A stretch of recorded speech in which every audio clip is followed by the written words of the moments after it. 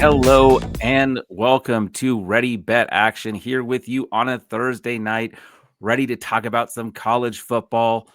I'm excited. We've got some amazing games coming up. I'm joined by Mike Smith, as always. Eric is not here with us tonight, but we get to dive into some awesome football. Before we do that, we're brought to you by RotoViz. Not we're proudly being partnered with them. It's quite lovely. They have amazing analytics and articles and everything you need for your fantasy football. We use them for betting props and totals and stuff like that. We'll talk about that more on our NFL side. But for tonight, college football with you, Michael Smith. What are you most excited about? I mean, Georgia, Bama, I feel like is being slept on this year. I want to hear your thoughts. Dude, this game, I don't care what season it is, how talented each roster is, it doesn't matter. It's a good game 8 times out of 10. Yeah. There's been a handful of times where Bama has absolutely blown Georgia out, but especially in recent years, I agree with you. Whenever you look at all the reports about this game, you've got Oregon, Penn State's being talked about over it, Ole Miss, LSU's being talked about over it, and I think this one's being slept on. It's going to be a great game. I think Georgia comes out with a win. Bama historically, since DeBoer has gotten there, has really struggled against rushing quarterbacks. I think that's going to bite him in the butt again this year. But I'm not betting SEC football this year, except today, but not on that game. So yeah, I don't know. We'll see what happens. But I'm absolutely psyched for this game and this weekend in general. Like, this is the weekend of college football that we've all had on our calendars for the last 6 months, and it's going to be awesome. Yeah, it's going to be fantastic. I can't wait. Of course, that Oregon Penn State game is huge. You mentioned the other ones. We're going to get into those. I think we have plays on a lot of those. Yep. Last week was up and down. That Indiana Illinois game just shocked me so much. But I definitely have some feelings about Indiana. I feel a lot stronger about them going into the rest of the season. Where, as in our win totals episode, I told you I was a little bit down on them. But I think maybe Mendoza and company, who's now I think in the front running to win the Heisman. Yep. So absolutely banana stuff there. I do want to talk about that game because they're going to Kinnick Stadium. They're going to Iowa. It's at 7.5. I think it went down to 7 for a little bit, and now it's back up to 7.5. This is one of my favorite plays of the weekend. I'm on Indiana minus 7.5. I know historically Iowa has been very good at home. Their defense has been solid, but they are a different team now. I think we need to view them with the lens that they've been showing us. Their offense has been in decline for a while, and now their defense is too. So Indiana is not the type of team that's going to get up to a lead and then let you get a backdoor cover on them. It might happen, but it's not going to be because they let you. Like, they put their foot on the gas and go. So I'm on Indiana minus 7.5. This one I'm going to ladder. Like, I'm going to go to that alternate spread and swipe as far as I can and hit a couple there too. I completely agree. I got lucky and got it on Wednesday at 6.5. So I only need a touchdown. But I'm with you. I think Indiana comes in and steamrolls this one. I know Iowa's a tough place to play. They've got defense, blah, blah, blah, blah, blah. Indiana is just really, really good last year. I think they've come in to be a more complete team this year, more so than last year, and way more so than anybody expected them to this year. So I like that play a lot. Are you on it? Do you have anything on this game? Not as a show play, just a personal play on the 6.5. Oh, right. Yeah. Okay. Eric is not here with us, but we'll share some of his plays as we go. He does not have anything on this game either. I know Eric likes to start with the small stuff and then go to the big games. I want to start with the big games. Let's go to Oregon traveling to Penn State. Let's stay in the Big Ten. Oregon -3 when I got it +3 on Saturday or Sunday. No, Sunday when I got it. And I was like, this is probably going to move. And it did, but the other direction. Now you can get them at +3.5. Oregon, to me, has had the better season, a more impressive season to date. I know both have not played extremely difficult schedules, but I've been much more impressed what I've seen with Oregon. Penn State's offense still seems to struggle. Drew Allar is not really progressed as many had hoped, the quarterback for Penn State, that is. Their ground game is good, but I mean, we haven't seen any wide receiver production to really speak of. It's been better this year than last year, but they needed to replace Tyler Warren. But Penn State has just not looked as strong as I would expect them to have looked. I know they were a lot of people's national championship favorites going into the season. Going into the year, I thought I would be on the other side of this. I thought I would be on Penn State minus whatever. I don't feel that way. I feel really strong about Oregon, and you and Eric were making fun of me yesterday on the NFL show because I always fade my teams. Well, I am picking Oregon plus 3.5 because I think they will get the win. Yes, I think the whiteout conditions are going to be extremely difficult. Dante Moore has not had a road test like this since his freshman season at UCLA, but this is a different operation that the Ducks are bringing in. I think they're ready for big time football. We saw what they did rolling through the Big Ten last year. Yes, Ohio State got them, but how did they get them? They went up on them early with a vertical passing game. Penn State can try, and if they succeed, I probably lose this bet. So I don't think they can. So give me Oregon plus the points. No, I love this play. I think Oregon, I mean, since Lanning got there, the culture just shifted and they are ready for every big time game that comes their way. And I mean, I was one of the people I was massive on Penn State coming into this game, but Drew Allar has just not been what I expected him to be. And I don't think he does enough to keep them in this game. He's going to have to come through for something magical to happen for Penn State here. And I just don't see it. I think Oregon wins. I mean, I think it's a 1-score game, but I think it's a touchdown. Yeah. I don't think it's going to be as high scoring as we saw in the Big Ten championship game last year. Agreed. But I'm not touching the total because I've been way off on totals. But I see this one as both offenses kind of being slow to get rolling here. What is the total after this game? I didn't even look. I'll look while you give. Well, yeah, I'm going to be way too slow. You're good. But no, tell me, give me your thoughts though on what you think of Oregon, because you've seen a little bit of them. What are your thoughts on the Ducks? Because I mean, obviously I'm a homer, so give people something maybe a little bit less biased. Explosive. I mean, like they're coming out and they're executing, even in the games where you expected them to win 70-0. Like against who was it? Like Oregon Montana State. Oregon State too, I mean, right? sorry, like, Oklahoma State is who they trounced. Yes, but like even in the other games, like you expect them to come in 70-0. It's not like they're like completely flunking and winning 24-10. Like they're still handedly like taking over these games and winning 59-13.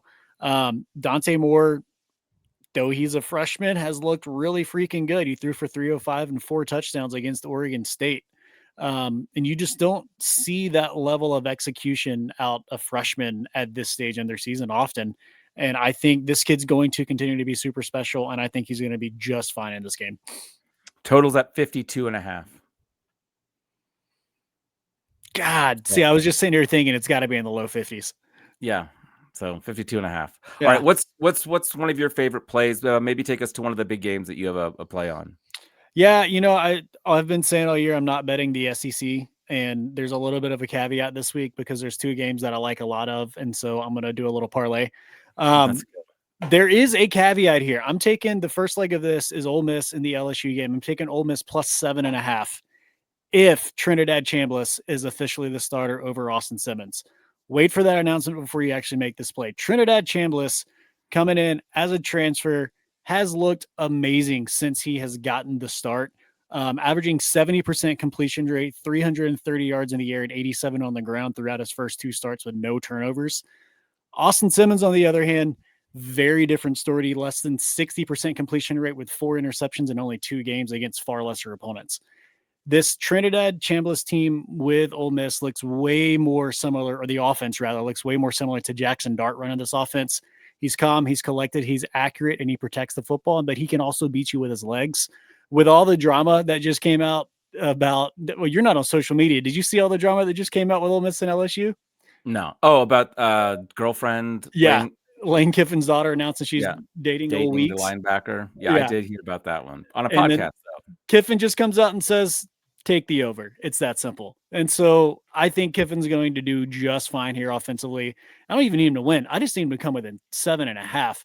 LSU has struggled offensively, specifically to run the ball. I don't know if you saw the interview with the media and Chip Kelly, or not Chip Kelly, what's his name? Anyways, the last week after the Florida game, it was brutal. They were all on him about how terrible this run game has been. If the run game is that bad this week, they're not going to run away with this, even if they do win. So that's the first leg. The second leg, going to Tennessee versus Mississippi State, taking Tennessee on the money line. I think you've got them in a play here too. Mississippi State, despite what Eric says, is not as bad as people think they are. Especially this year, they've looked way better, especially defensively. They held Sam Levitt of Arizona State under 100 yards passing when they beat him a couple weeks back. They're moving in the right direction over the last couple of years, but offensively, they're not going to have enough to keep up with Tennessee. Tennessee, call it what it is, they beat Georgia. They got so lucky that Georgia got so lucky to come out with that game. Tennessee has surprised the absolute crap out of me this year, and if they continue rolling, it's going to be hard for this parlay not to hit. Yeah, I mean, famous last words. Right. Let's start with the first half because Eric, just for getting one of his picks out there, he's actually on LSU on the money line. So now y'all can both hit that because you took them to at plus 7.5. So in theory, as long as it's a one-score game, LSU wins, you both cash. I know he's pretty high on LSU. I didn't hear his thoughts particularly on this game because I know he was also kind of high on Ole Miss going into this game. He was high on Ole Miss to start the season, but then as we kind of saw Austin Simmons just not do it, his mood started changing on that 2 weeks ago. Yeah. I haven't talked to him about Ole Miss since the Trinidad Chambliss really came through and started shining. So Fair State, baby. Heck yeah. Everyone's talking about that, so I thought we should too. You were talking about the Tennessee game. I'm also on Tennessee on the money line. Also, like you, was not super high on them going into the year, but I was in on their defense because they were super good last year, brought a lot back, and their quarterback situation and wide receiver situation were my biggest questions. Well, Brazel has shown the ability to go up and win contested catches. We have seen Joey Aguilar very happy to air it out. So yeah, I'm interested in this Tennessee team. I'm curious if they get the run going like we expect them to, as we usually see from these hype offenses. So give me Tennessee on the money line, and I'm actually going to go back to the Big Ten, and I'm going to parlay this with Ohio State on the money line.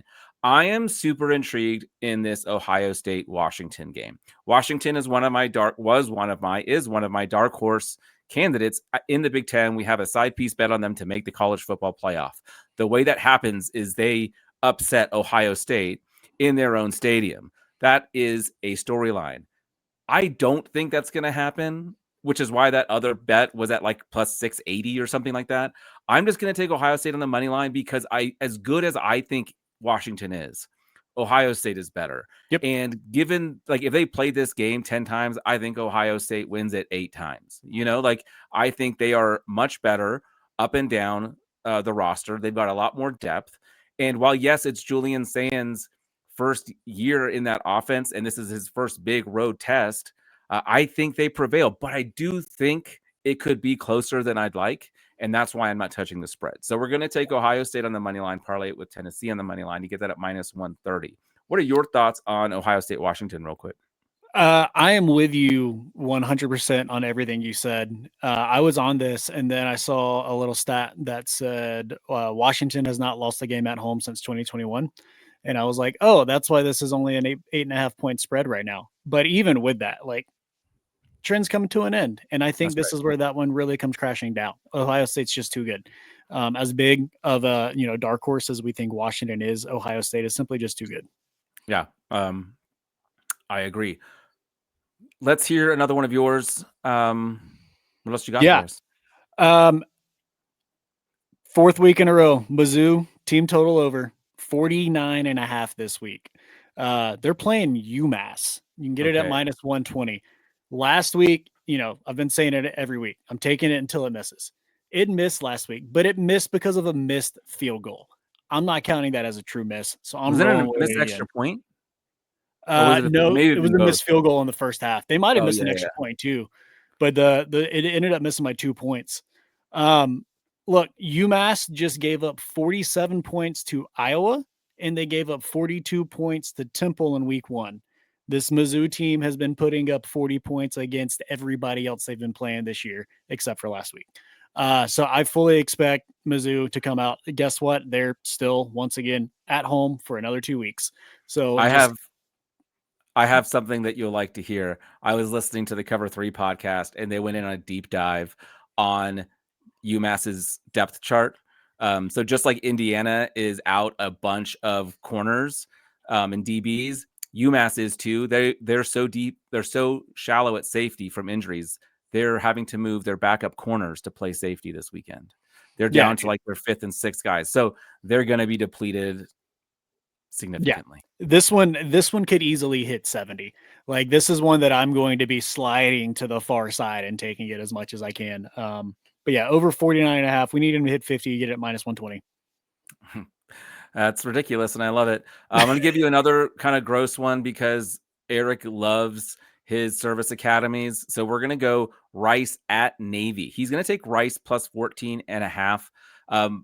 I don't know all his thoughts on this. I know he likes Rice. He likes their kind of creative offensive attack. They like to play slow. I really like the under in this game. I think it probably will cash. I'm not playing it because it's in the low 40s, and that always makes me nervous.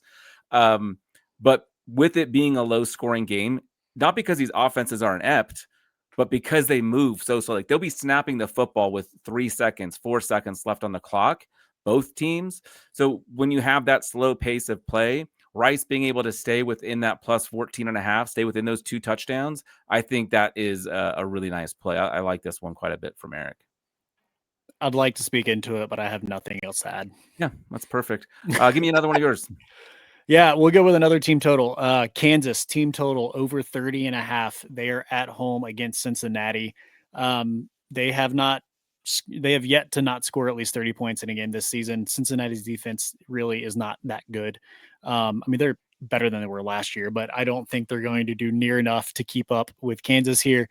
Jaden Daniels is absolutely rolling like they hoped he would last year.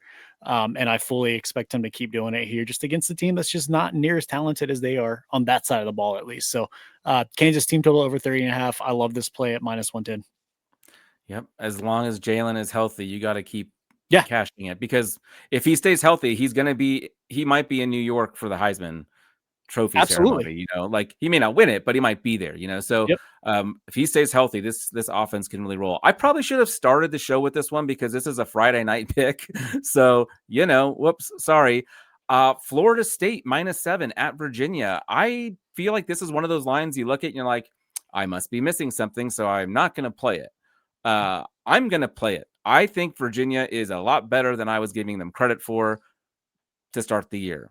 Florida State is that times 1,000. Like, they are dangerous. They're fast. They are explosive. Their defense is showing up. Their offense is executing at a very high level. I think people may have only seen that Alabama game, and maybe you don't know that they've been doing that week in and week out. Yep.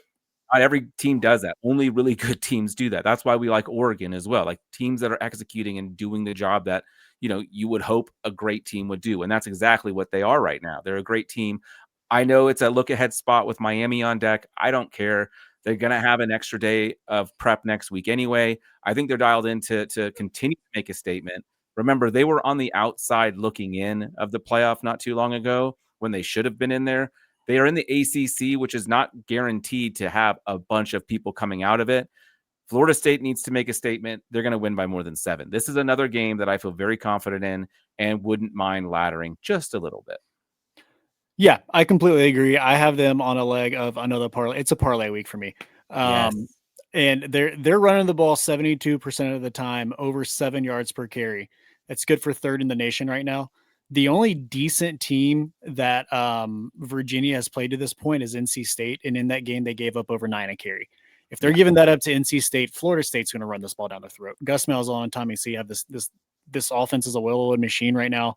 And I'm with you. Even if Virginia is somehow on the rise, I think this is a double-digit win from Florida State. But I'm just playing it super safe here on this leg of the parlay and taking them on the money line. What's the other leg of that parlay? USC on the money line at -110. USC got Illinois. We've talked about USC for I think the last 3 weeks now. Number one offense points per game, yards per game, EPA per play. Like everything they're doing offensively is just rolling.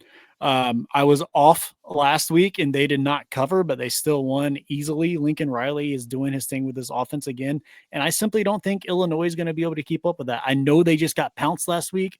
They're in a prime position for a bounce back. But my concern is defense and the pass rush. They're not handling the pass rush well at all. You saw them get eaten up last week. They got eaten up against Duke. Even though they won that game against Duke, they gave up 440 yards. They won because Duke fumbled 5 times. Florida State's not going to fumble, or USC's not going to fumble 5 times. Even if this is a closer game than I personally expect it, I just don't think that Illinois is going to have enough to keep up with how explosive this offense is right now. So you can get Florida State money line with USC on the money line at -110. I like that. USC, yeah, we are a USC Believe in podcast. I was on them last week in a tease total, I think. You were on 2 weekends ago. I was on them last weekend. Oh, okay. Well, I like him too. My only concern in this one is the travel, the time zone theory, and I think it's an earlier kick. So some of that stuff just plays into it where I'm a little bit more hesitant. I've been looking at ways to play USC. I don't have them on the board, but I guarantee you I'm going to have at least some sort of team total over. That's probably how I'm going to play it. I think it's at like 38.5. Oh, yeah. So I like that a lot. But yeah, I'm with you on this USC team. I think it's going to be very exciting. Have we talked about Bama, Georgia? We have not talked. I mean, our little intro, but that was it. Yeah. I think it's time to talk Alabama, Georgia. Let's do it. I think the wrong team's favored. No, I'm just kidding. I am on Georgia. After that Tennessee game, I wouldn't argue that. I'm on Georgia -2.5. To me, the home field and the coaching really does sway it for me. Ty Simpson's looked good since that opening game against Florida State, but man, he looked really not good in that game. I think Georgia's defense is a lot closer to what he's going to see, if not even better. The depth that Georgia has, they're going to be able to rotate that line, make sure that they're able to continue to put pressure, blitz when they want to, but not have to rely on it by any means to put pressure on Ty Simpson. And I don't know if he's going to be able to carry that offense, and I don't know if the running game is going to be there. So I kind of like this to be I know I'm kind of leaning unders here. I'm not betting any of them because I've been way off this year, but I do like Georgia to win this by at least a field goal at home. So give me the dogs, baby. Yeah, man, I like that. I'm with you on the under. It seems these big games, Kirby comes out and does what he has to do to win. He doesn't continue to put on the gas. If the other team puts on the gas like Tennessee did 2 weeks ago, then he's going to put the gas on with them and keep up. Even against Alabama last year, whenever we got down by 3-4 scores and then we came back and made it a 1-score game, like he's going to find a way to keep it close. And if he has to run him, screw it, will, but he doesn't want to. He wants to rely on safe football. He wants to rely on his defense. He wants to get the ground game going. Gunnar Stockton can run the football. I talked earlier about how bad Alabama has been against rushing quarterbacks under Kalen DeBoer. So I'm with you. But this game, I've been burned so many times by Georgia, Alabama. I'm staying so far away from this game. But if I had to pick, it'd be Georgia -2.5 or 3.5, whatever it is. It's 2.5. At a book. Most of them have it at -3, but I shopped around just a little bit. How many more picks do you have? Eric just and I both have one pick. I've got one left. All right, I'm going to give you Eric's pick because I think this might also be on Friday or if not early Saturday. We got Houston going up to Oregon State. -13.5 on the road. He likes to go with the favorite here, and I can't say that I blame him. Oregon State is not a very good team. They did get up for that first half against Oregon and kept it kind of close, but then just couldn't keep up with them. Houston has shown us that they can really run the football quite well. As a fellow CU fan with Eric, we watched Houston just gut CU up the middle. Like it was just, it could have been worse than it was. So I like Houston an awful lot in this spot as well. He's got Houston -13.5 at Oregon State. Yeah, I like it. Houston's offense has been better with Wegman, even if he's still kind of underselling expectations from when he was coming out of high school. Yeah, they have taken a step forward, and Oregon State just continues to be trash. So yeah, I like this play. Cool. I'm going to give you my last play, and then I'd love to hear your final play. I am going to take you to Folsom Field, 8:15 kick local time. Colorado Buffaloes host BYU. Big game for CU after a nice. I was at the game last week where they took care of business against Wyoming.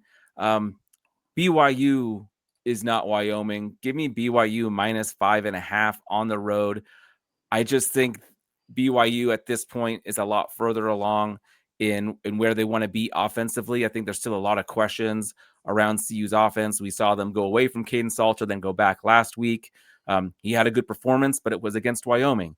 He really is going to be relying on his rushing ability, his ability to move around and try to escape some of the pressures. But I think BYU gets to him. I think that defensive line is going to have a field day against the pass. If CU can't run the ball, this could get real ugly. So I kind of like laddering this one as well. But I think it could get to a slow start. I think BYU might not get off. Like CU's been playing well in the first half, and then it just can't keep up. I could see this being close, and I'll probably live bet the hell out of this game. Yeah, I don't hate it. I hate it that I You don't hate hate it. BYU, And I so hate it.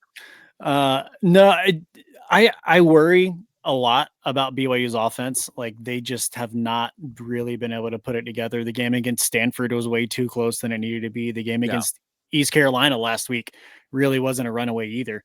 But their defense is fantastic. And I think that's the biggest issue with CU right now is they don't have an offensive identity. And without an offensive identity, you're not going to win a conference game. So, yeah, I like it. I do. All right. What's your final play for us, Mike? Yeah, also a Friday night play. Going to TCU versus Arizona State. And I'm taking a same game parlay of TCU plus 77.5 and the game total over 43.5 at -135. TCU, they look great all season, both sides of the ball, specifically on offense. Arizona State, a little bit of a different story, a little bit up and down. Haven't been near as explosive without Cam Scatterbo, though they are still running the ball really well in chunk plays. It's just not that 20, 30, 40 plus yard, plays that you were getting with Scatterbo last year. They're starting to distribute the ball a little bit better than they did to start the season after they lost to Ole Miss. There was only 3 pass catchers in the game against Miss State. I said Ole Miss, I meant Miss State. Last week against Baylor, they had 7. So they're changing things to get them to be more competitive. But I don't think this offense is going to be good enough to run away with this, even if they do get the win. And I think TCU's offense is plenty good enough to keep this within 7.5. I think TCU wins this outright. I'm just going to be honest, but it's the safest play to get the 7.5 points here. Both of these teams are going to score well into the 20s with these. I think this could get up into, a 28-30 type game. So going over 43.5 also seems super safe to me. So this just feels like, I don't know, it should be another Coast little same game parlay here, but again, famous last words. But yeah, so plus 7.5 for TCU, total over 43.5 -135. TCU +3 is the line. That was on my card up until, I had to take a couple off. So definitely with you on TCU. I also like them on the money line. So yeah, with you 100% there. I also would lean the over. So I can't complain at all, Well, dude, and the interesting game of the part about this game to me is TCU's receivers are fantastic. So are Arizona State's corners. I think the battle on the edges are going to be super fun to watch. And I think Singleton went off for 250. Yeah. Last week. Like, yep. Yeah, it'll be a fun game. Yeah. It could also be one of those weird Friday night games that you look up and it's like 14-3 in the third quarter. You're like, what the hell happened here? But I doubt that happens. Cool. Let's run it down. I'm going to give you Eric's picks. Then Mike, you're going to give us your picks. And then I'll finish with my picks. How does that sound? Sounds lovely. Perfect. Eric is on Rice plus 14.5 at Navy. He is on LSU on the money line at Ole Miss. That one's a little bit juiced. He's going to take Houston -13.5 at Oregon State. I'm going to take Kansas. We'll start Friday night game. Let's go TCU plus 7.5. And the game total over 43.5 at -135. Kansas team total over 30.5. Mizzou team total over 49.5. Finishing with a couple of parlays. Give me Florida State on the money line and USC on the money line at -110. And Tennessee money line with Ole Miss plus 7.5 against LSU at -110. All right, I'm going to take Florida State -7 at Virginia, going to take Indiana minus 7.5 at Iowa. We're going to take Oregon plus 3.5 at Penn State.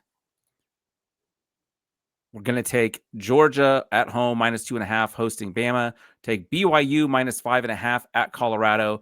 And then we're going to take Ohio State on the money line, parlayed with Tennessee on the money line at minus 130. And we just want to remind you that this episode is being brought to you by BetterHelp. Give online therapy a try at betterhelp.com. Use the code RotoViz. You can also, I was going to leave an ad break and I totally forgot about that as well. I'm going to edit the end of this episode. Okay, cool. You just want to just start over, and then you can just throw it in after you finish your picks.